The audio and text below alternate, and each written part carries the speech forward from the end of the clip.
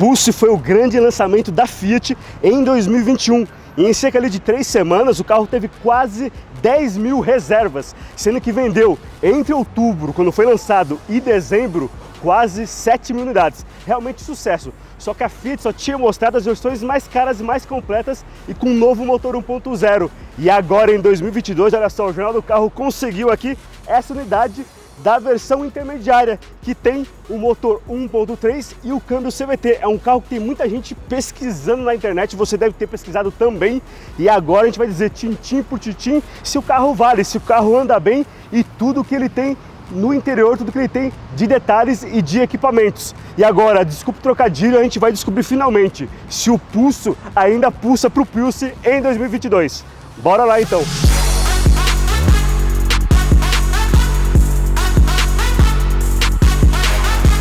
Olá, seja bem-vindo e bem-vinda ao canal do Jornal do Carro. Eu sou Eugênio Augusto Brito e eu vou te dizer que nesse primeiro vídeo de 2022 eu estava muito empolgado, porque a gente andar finalmente com um carro que muita gente tem procurado, que é o Fiat Pulse 1.3 Drive automático. E as pessoas têm procurado esse carro demais na internet, dado ali Google, indo nas redes sociais, porque esse carro aqui casa muito bem com a proposta de carro PCD. Ou casava, né? Vou até jogar toda a pesquisa que eu fiz fora, porque não adianta mais. A gente pegou esse carro numa quarta-feira, hoje, dia de gravação desse vídeo, é uma sexta-feira, e nesses 2 dias, o carro que custava, aqui em São Paulo, R$ 96.975, ou seja, dentro dos R$ 100 mil ali para ter isenção de IPI e ICMS, subiu. Ele foi agora, aqui em São Paulo, para R$ 100.070. Já ficou fora desse patamar. E eu conversei com concessionárias da Fiat, aqui de São Paulo, da Zona Leste, da Zona Oeste, e liguei também para concessionárias lá do Nordeste. Falei com algumas também por rede social para ver, né, como é que eles estavam lidando com isso aí. E os vendedores foram muito claros. A Fiat não vai mais ofertar esse carro como carro PCD, justamente por conta desse aumento. São Paulo tem esse ICMS mais caro, né? Outros estados têm esse valor de imposto mais barato, acaba não passando de 100 mil, mas a grande questão é uma só. Se você for numa loja da Fiat hoje, você encontra as versões mais caras, as versões com motor turbo, até a pronta entrega. Agora essa versão aqui com motor 1.3, 4 cilindros aspirado, câmbio ou manual ou CVT que serve para o PCD, só por encomenda, e vai levar até 5 meses para chegar. E qual que é a conta aí? Em 5 meses, do jeito que o Brasil está, infelizmente, a Fiat não consegue garantir que não vai ter mais aumento. Desde que foi lançado, o preço já subiu R$ 10 mil, mais ou menos aí, entre as versões. Então, com isso, pode ser que o carro fique mais caro e mesmo em outras regiões, passe de fato desses R$ 100 mil. Então não tem como garantir aí que você tem isenção tanto de IPI quanto de ICMS. A isenção de IPI ainda está garantida, porque o teto para ela é bem maior, de R$ 200 mil.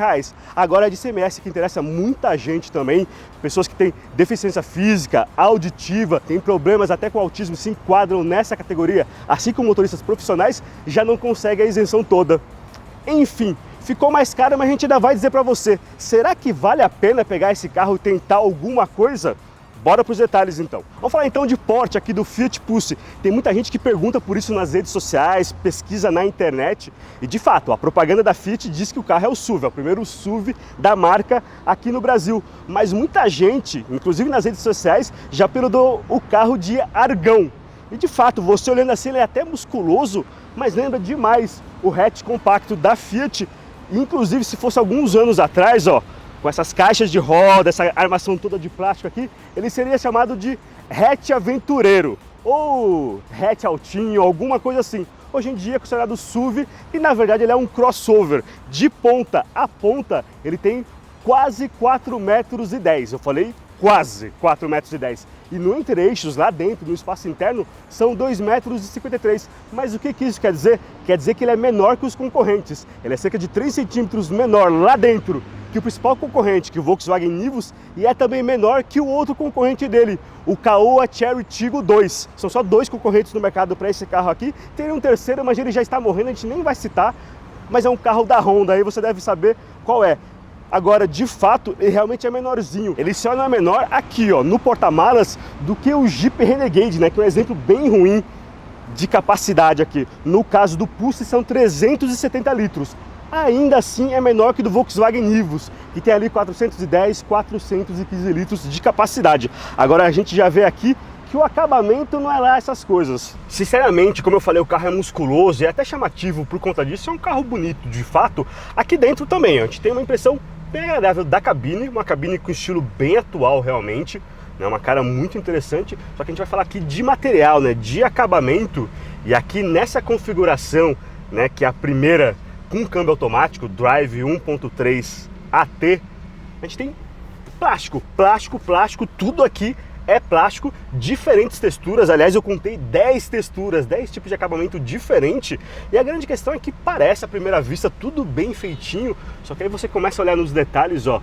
A tampa do porta-luvas está desalinhada aqui com essa área. Quando eu fecho a porta também, eu percebo que as molduras não se alinham também. Eu posso colocar um dedo inteiro aqui entre o painel da porta e o painel aqui do console principal. E a gente tem essa falta de cuidado com o acabamento lá atrás no porta-malas também, que é bem desalinhado ali o feltro, né, do assoalho, as laterais do porta-malas, do revestimento todo. Então tem essa falta de cuidado com o acabamento que fica esquisito para um carro, como eu falei, já está custando mais de R$100.000. Nessa versão também a gente só tem acabamento de tecido em 2 tons, 2 tipos aqui para o banco, mas é isso, né? Só acabamento de tecido. Coisa realmente diferente é essa barra, que também é plástica, né? Mas ela tem uma pintura que imita aqui um cromado. Agora o grande ponto é, o que o carro oferece de equipamento? Já vou contar para você. De série, o Pulse tem 4 airbags, controle de tração e estabilidade, auxílio de partida em rampa, e ele tem também nessa configuração aqui, ó, capa de retrovisor combinando com a cor da carroceria do carro. As rodas são de liga leve, aro 16, os pneus aqui 195/60, e a coisa que é muito legal aqui no carro tá aqui, ó, os faróis são de LED, de série, totalmente de LED. Você ainda tem que ligar o facho ali, né, dar um on ou off, só que ele vai ser sempre de LED e ele tem a iluminação automática. Se um carro vem no sentido contrário, ele dá uma baixadinha para não ofuscar o outro motorista, e isso é muito interessante. Agora, o que não é legal, numa economia de projeto aí, tá aqui atrás, né? A suspensão é do tipo antigo, né? Eixo de torção, super simples, tudo bem, também é mais robusta, e a gente tem aqui atrás, ó, freios traseiros a tambor ainda. Ele até tem um sistema de tração complementar aqui, você pode apertar um botão lá dentro e você tem um ajuste dos freios aí, se você estiver num terreno mais arenoso, só que ainda assim, né? A gente preferia que tivesse freios a disco nas rodas traseiras também. Vamos voltar aqui para a cabine e mostrar os equipamentos lá dentro agora. Aqui dentro na cabine, o Pulse 1.3 Drive AT tem ar-condicionado automático, digital, de série, é de uma zona só, mas é bem interessante. Aliás, o seletor aqui é muito legal, com os LEDzinhos em 2 cores. Também posso alternar essa configuração do ar-condicionado aqui, ó, na tela. Falando em tela, ele vem de série com uma tela central de 8 polegadas, 8,5 mais ou menos, mas essa aqui é uma tela que é opcional. É o único opcional desse carro de teste que a gente está usando aqui. Ela tem 10 polegadas, mas tem uma pegadinha. São 10 na medida aqui do gabinete, do móvel, se você quiser dizer, mas a área visível claramente é bem menor. Ainda assim é uma tela bem rapidinha e é esquisito porque é só isso mesmo que ela acrescenta e custa R$1.000, é um opcional de R$1.000. Então, os 2 opcionais que eu já vou falar, mas eles não estão nesse carro aqui. Além disso, voltando aos itens de série, a gente tem a tecla Sport aqui no volante multifuncional. É uma tecla parecida com a da Fiat Toro. Você aciona isso aqui e o mapeamento do câmbio automático muda, né? Você tem as trocas de marcha um pouco mais alongadas e durante o movimento do carro já vou explicar como é que isso funciona também, porque é bem importante para esse carro com motor 1.3 e o câmbio que é CVT. Já eu falo disso. Além disso, nessa configuração aqui, ó, o painel de instrumentos tem só uma telinha central digital, mas os 2 relógios, os 2 mostradores são totalmente analógicos, mas é uma leitura excelente. Você sabe, você lembra, né? No Pulse topo de gama, tanto na versão Audacia quanto na Impetus, esse painel de instrumentos aqui é totalmente digital, lembra o painel da Toro demais. Só que lá as informações são bem condensadas, de verdade, apesar de não ser digital, né? Eu gosto muito de tecnologia, mas a leitura das informações do velocímetro, do contagiros, é bem mais interessante e bem melhor aqui. De série também aqui, nessa configuração, a gente tem o apoio de braço com bauleto. Aqui é bem profundo, não é muito amplo não, mas dá para guardar umas coisinhas aqui. E é isso. De resto, como eu falei, mais 2 opcionais. Um deles está aqui já, é a tela. O outro opcional, que é o de conectividade, você tem um chip 4G de internet no carro e com isso você tem o GPS atualizável automaticamente aqui dentro. Você tem também algumas outras funções de configuração e a gente tem entradas USB a mais. A gente tem 2 entradas USB aqui, uma do tipo A e uma do tipo C, mas elas são lentas. A gente tem mais uma entrada nesse pacote aqui atrás para o passageiro também do tipo rápido. Além disso, tem um outro pacote que é o Pack Plus, um outro opcional aí, que coloca o carregador wireless sem fio, também coloca o sistema de monitoramento de faixa, que aqui não tem. A gente tem até no retrovisor aqui a indicação, mas nada funciona. Esse retrovisor central aqui seria eletrocrômico, sem isso é um retrovisor simples. E além disso, ele teria uma coisa que eu acho muito importante para um crossover, para um SUV desse tamanho, né, com a traseira bem grande, ele teria câmera de ré. Esse carro não tem. Ele fica só quando engata a marcha ré, com um sensor visual aqui e o alerta sonoro, né? Infelizmente não tem a câmera quando você engata ré. Mas como pra frente aqui você anda, eu vou botar no drive aqui, agora a gente vai dirigir e mostrar como é que o carro se comporta.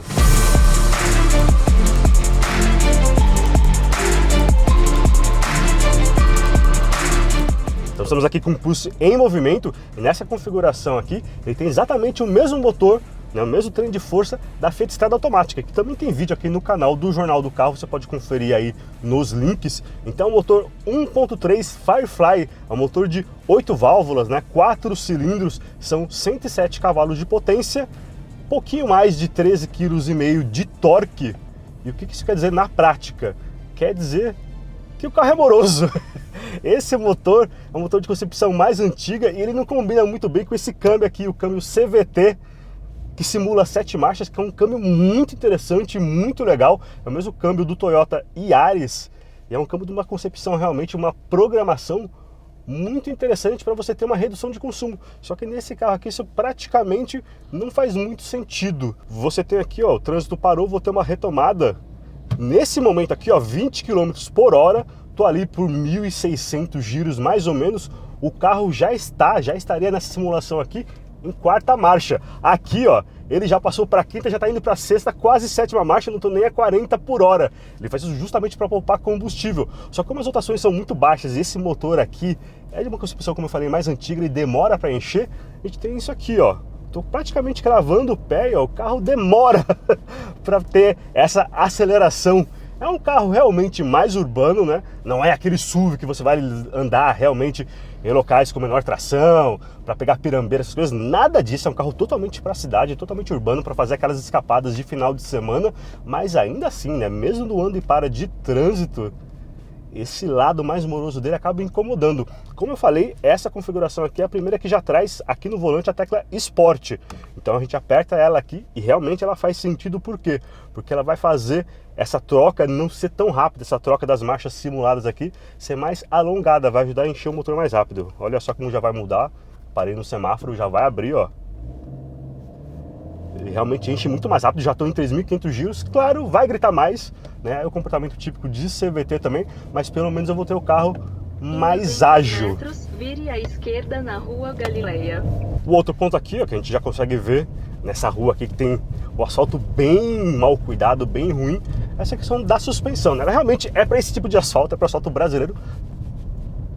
Mas aí, ó, você percebe que ela bate bastante, é uma concepção mais antiga, realmente não é tão confortável aqui a bordo não.